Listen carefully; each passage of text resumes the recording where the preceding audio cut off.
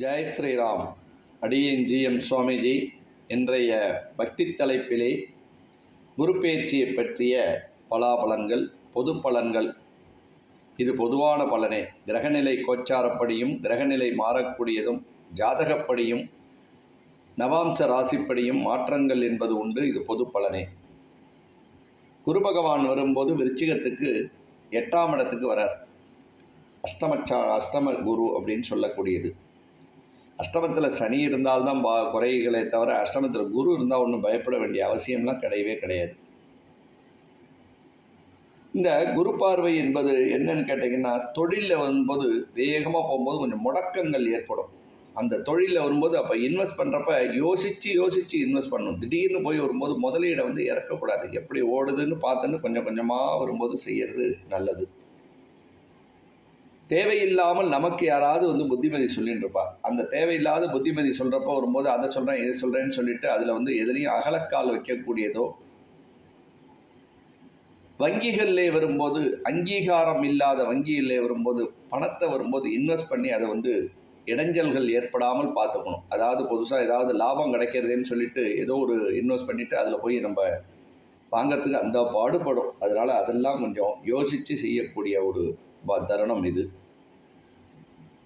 தப்புகள் நம்ம செஞ்சுருக்கவே மாட்டோம். ஆஃபீஸில் பார்த்தீங்கன்னா தேவையில்லாமல் அவர் தான் காரணம் அப்படின்னு சொல்லிட்டு போயிடுவாங்க. திருப்பி பார்த்தீங்கன்னா அப்புறம் இல்லை அவர் இல்லை அப்படின்னு சொல்லுவாங்க. இதே மாதிரி அந்த நிமிஷத்தில் ஏதாவது நம்மளை போட்டு மனசை என்னடா அது இப்படி இப்போ தப்பு பண்ணாமல் சொல்கிறாங்களேன்னு மனவேதனைப்படுத்தக்கூடிய ஒரு நிறையெல்லாம் உண்டு. பொருள்லாம் கொஞ்சம் ஜாக்கிரதையாக இருக்கணும். திருட்டெல்லாம் போகாமல் பேங்குக்கெல்லாம் பத்திரமா வச்சுக்கணும். காசெல்லாம் இப்போ ஏடிஎம் தான் இருந்தாலும் கூட அந்த ஏடிஎம் கார்டு கூட நம்மளை விட்டு போகாமல் பத்திரமா பார்த்துக்கணும். இதேமாதிரி கொஞ்சம் திருட்டு விரயங்கள்லாம் ஆகிறதுக்கான வாய்ப்பு உண்டு. அதெல்லாம் நம்ம கொஞ்சம் ஜாக்கிரதையாக பார்த்துக்கலாம். அதனால் பயப்பட வேண்டிய அவசியம் இல்லை.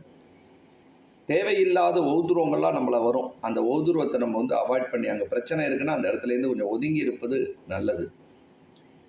மற்றபடி தொழிலே வரும்போது இடைஞ்சலோ மற்றும் உத்தியோகத்தில் குடைச்சல் இருந்தாலும் உத்தியோகம் நம்மளை விட்டு போயிடுங்கிறதுக்கான வாய்ப்புகளோ, அதனால தொழிலில் ஏதாவது முடக்கங்கள் வருமே தவிர ஆனால் தொழில் வரும்போது வீணாக போயிடுங்கிறதுக்கான வாய்ப்பு இருக்காது. அப்படியே பிரேக்காகவும் திருப்பி வரும்போது அது ரிலீஸ் ஆகிறதுக்கு வாய்ப்புகள் உண்டு.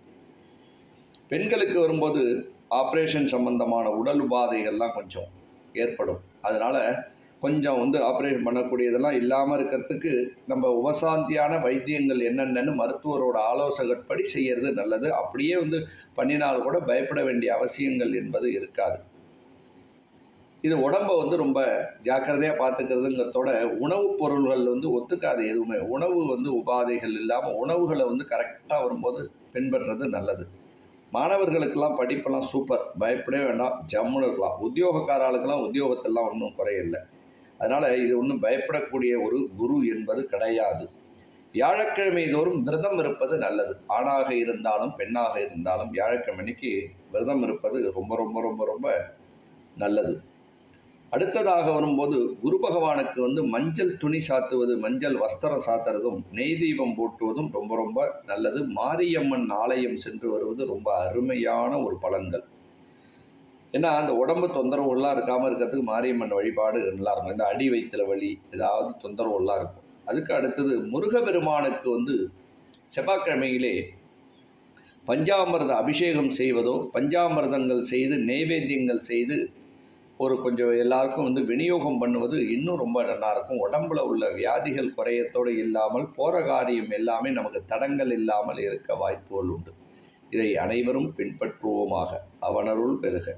ஜெய் ஸ்ரீராம். அடுத்த நிகழ்ச்சியிலே சந்திப்போம். ராம் ராம்.